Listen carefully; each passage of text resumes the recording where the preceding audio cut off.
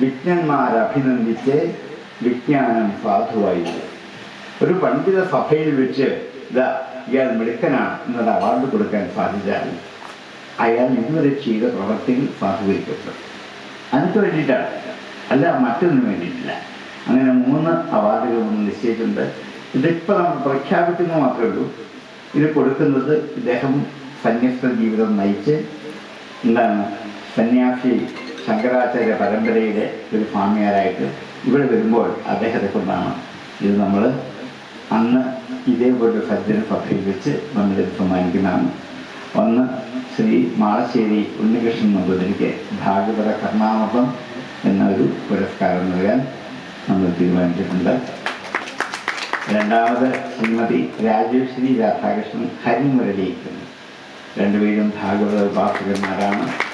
ഭാഗവതത്തെ നിരന്തരമായി കൊണ്ടു നടക്കുന്നവരാണ്, അതിലേക്ക് ശ്രദ്ധിക്കുന്നവരാണ്. അതുകൂടാതെ മറ്റൊരു പുരസ്കാരമുണ്ട്. അത് നമ്മുടെ നാരായണ സമയത്ത് തിരുവമ്പാടുണ്ട്.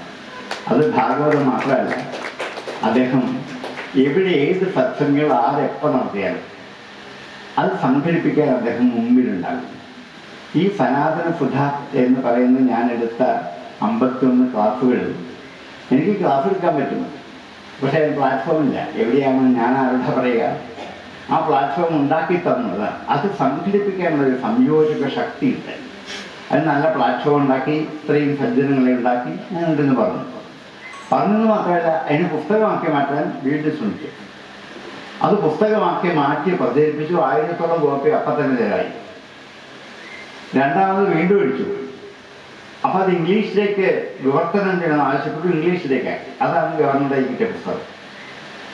ഇങ്ങനെ സനാതന ധർമ്മത്തിന് വേണ്ടി, അതിനകത്ത് ഭാഗവതം എല്ലാം വരും.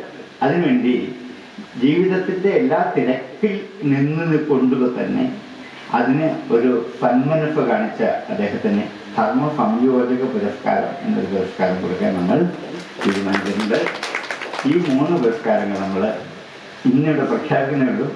ഇദ്ദേഹം തന്നെ മാളശ്ശേരി അദ്ദേഹം സ്വാമിയാരായിട്ട് തിരിച്ചു വരുമ്പോൾ അദ്ദേഹത്തിന് കൈകൊണ്ട് ഈ 3 പുരസ്കാരങ്ങൾ ഇതേപോലെ ഒരു സജ്ജന വേദി വെച്ച് നമുക്ക് പുരസ്കാരം ചെയ്യാൻ ശ്രീ ഗുരുവായൂരപ്പൻ്റെ അനുഗ്രഹം എല്ലാവർക്കും ഉണ്ടാകട്ടെ എന്ന് പ്രാർത്ഥിച്ചുകൊണ്ട് ഇതിൽ നീണ്ടുപോയ എൻ്റെ ചെറിയ വാക്കുകൾ ഞാൻ പ്രസംഗിക്കുന്നു.